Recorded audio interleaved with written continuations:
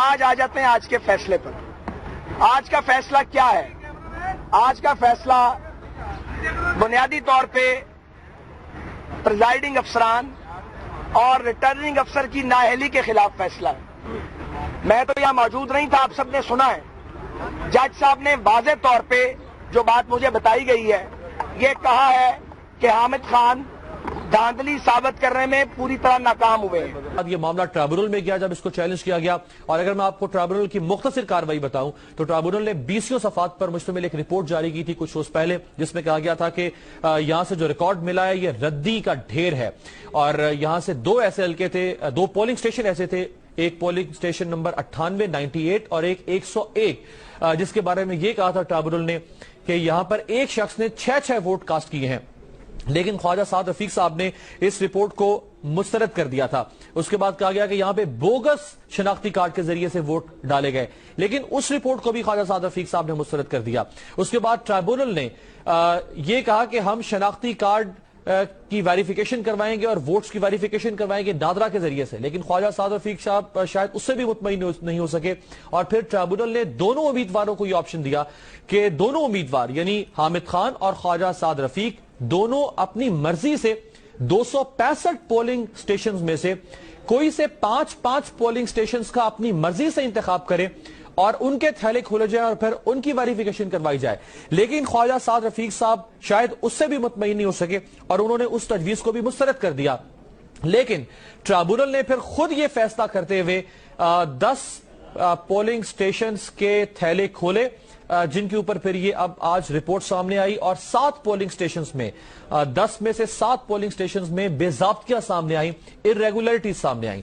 یاد رہے کہ 14 اپریل 15 کو خواجہ سعد رفیق خود ٹرائبونل میں پیش ہوئے شہادت ریکارڈ کروانے کے لیے, اپنا بیان دینے کے لیے, اور وہاں پر ٹرائبونل نے خواجہ سعد رفیق سے کہا کہ آپ حلف اٹھائیں کہ میں جو کہوں گا سچ کہوں گا اور سچ کے سوا کچھ نہیں کہوں گا. لیکن خواجہ سعد رفیق نے کہا کہ ایسا کوئی قانون نہیں جس کے تحت وہ حلف اٹھائیں. اس پر جج نے دوبارہ ان سے کہا کہ کیا آپ حلف اٹھائیں گے یا نہیں.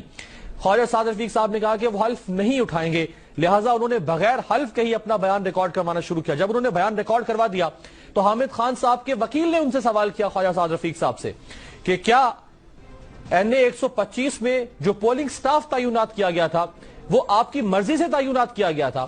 تو برجستگی سے خواجہ سعد رفیق صاحب نے کہا کہ لا الہ الا اللہ محمد رسول اللہ, ایسا کوئی کام نہیں ہوا. جس پر فوراً وکیل حامد خان نے کہا کہ آپ نے تو کہا تھا کہ آپ حلف نہیں اٹھائیں گے, لیکن آپ دوبارہ حلف اٹھا رہے ہیں. یہ مختصر سی کاروائی, اور آج اس کا فیصلہ سامنے آ گیا. خواجہ سعد رفیق صاحب ان 2 سالوں کے دوران اپنے اوپر لگنے والے الزامات کے بارے میں کیا کچھ کہتے رہے ہیں, ذرا دیکھیے. یہ ہمیں کہتے ہیں کہ ہم جعل ساز اور چور ہیں, جنہوں نے پاکستان بنایا ہے, جن کے بڑوں نے, اور جن کا خون پاکستان کی جمہوریت کی بنیادوں میں ہے, آپ ان پر الزام تراشی کرتے ہیں. آپ کو شرم نہیں آتی؟ 4 حلقوں والی بات غلط ہے. یہ 4 حلقے ٹارگٹ نہیں ہے, 4 حلقے بہانہ ہے.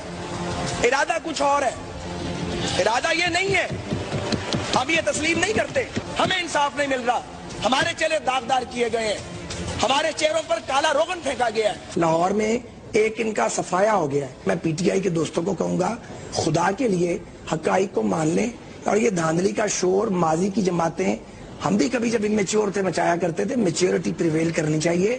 آپ کو جو مینڈیٹ ملا ہے اس کو مان لیں.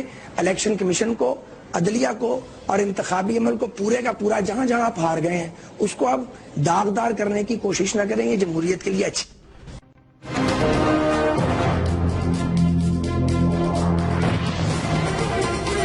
ایک دوسرے سے ٹانگیں کھینچنے اور محاذ لڑائی کی سیاست سے پاکستان کا نقصان ہوگا. اس میں عمران خان کو کچھ نہیں ملے گا ندامت اور شرمندگی کی سوا. میری بات کریں, ریزائن بھی کریں قومی اسمبلی سے, میں بھی اور آپ بھی میرے مقابلے میں الیکشن لڑیں. شرط یہ ہے, اب ثبوت اگر میڈیا کو فراہم نہیں کریں گے تو کیا صرف الزام فراہم کرنا آپ کی ذمہ داری ہے؟ سو میں یہ کہنا چاہ رہا ہوں کہ آج جو ڈیٹا انہوں نے دکھایا وہاں وہ سارا جعلی اور پی ٹی آئی کے پروپیگنڈا سیل نے تیار کیا تھا. انہوں نے کہا کہ ہمیں الیکشن میں ریگنگ کا شک ہے.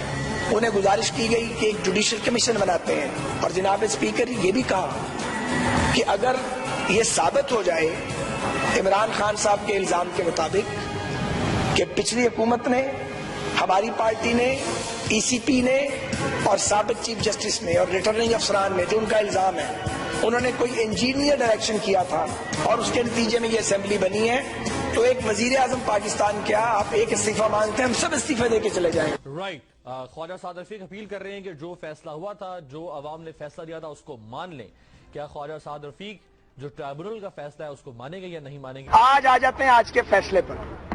آج کا فیصلہ کیا ہے؟ آج کا فیصلہ بنیادی طور پہ پریزائڈنگ افسران اور ریٹرننگ افسر کی نااہلی کے خلاف فیصلہ ہے. میں تو یہاں موجود نہیں تھا, آپ سب نے سنا ہے.